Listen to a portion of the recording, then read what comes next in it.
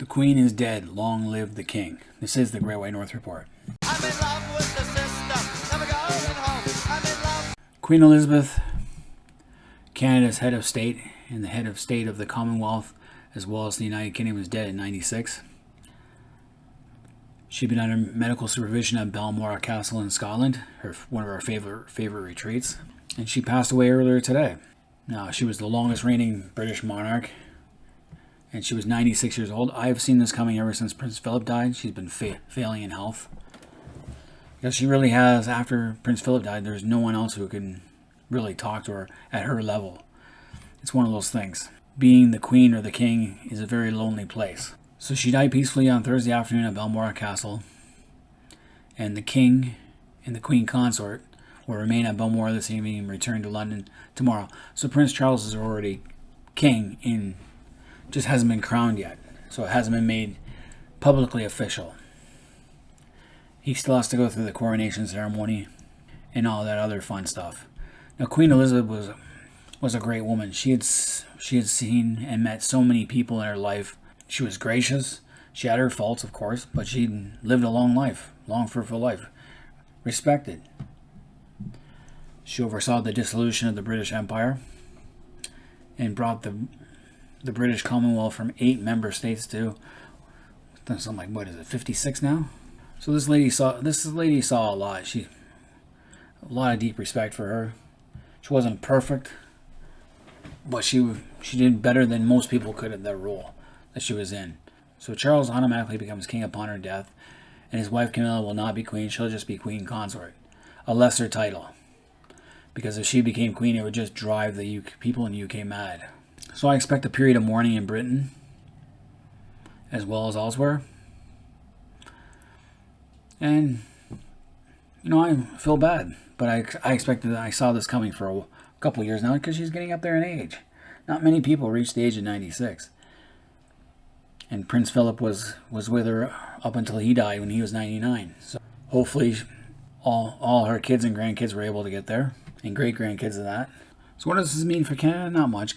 Charles becomes the titular head of Canada, who has some political power, but they never choose to use it. If anything, if we had a constitutional crisis, they would act as a mediator or a watchdog, and maybe even a tiebreaker vote if necessary. There's no imperial connections to it. The biggest change that will happen is now, starting next year probably, any new Canadian coinage minted will have King Charles's face on it instead of Queen Elizabeth, as well as any stamps. Anything that's a royal prerogative would have that. Now, will Charles be as successful as his mother? Probably not. He's been waiting a lot of years. He's had a lot of ups and downs, but he's not a bad guy himself. He does a lot of good things. But he's been you gotta remember, he's been in the public eye since he was a baby, so you gotta remember that. I prefer Charles than the whores in Beverly Hills, the Kardashians. So pick your poison there. So will Charles have a long reign? Probably not. He might last 10 years. He's probably not as healthy as his mother. And we'll see Prince William ascend the throne. But this gives Prince William time to learn more about the role. He'll have to take on more responsibility now. But he still has time to be with his own children when they're young. Queen Elizabeth had no time with her kids. Prince Charles was born, and then within a short time later, she was queen. So she had no time to be a real mother to her kids. And back then, Prince Charles and Princess Anne were raised by nannies anyway, which is the common custom at the time of the royal family. It's Edward and Andrew that were raised more on hands-on. But this gives William time to be with his kids. So that's what I expect to see. I expect to see a smooth transition. I know there will be some anti-monarchist in Canada, Australia, and elsewhere saying that Charles is not fit to be king. And those guys get a grip. I prefer the monarchy because it gives us a basis of our traditions, Canadian traditions. And it's a rock to which we can lean on if we have to. Instead of having this divisive wokeness break down all traditions and barriers that we once had. So it seems that Ottawa has plans for the death of the Queen, but they haven't really told anyone yet.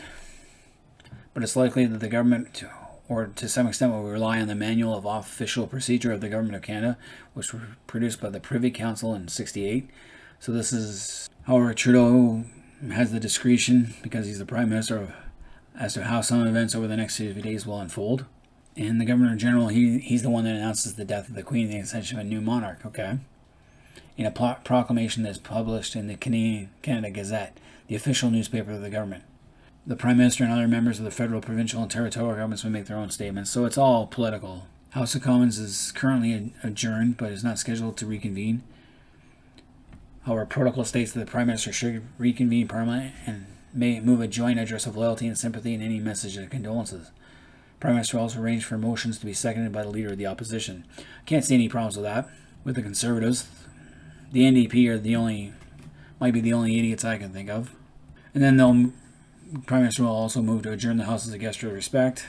The Parliament of Canada Act in '85 provides that Parliament shall carry on in the same manner as if the demise had not happened. So officially nothing changes. Just, like I said, just the coinage and the stamps. It doesn't affect any holdings of any office, so the Governor General doesn't have to step down, the Prime Minister doesn't have to step down.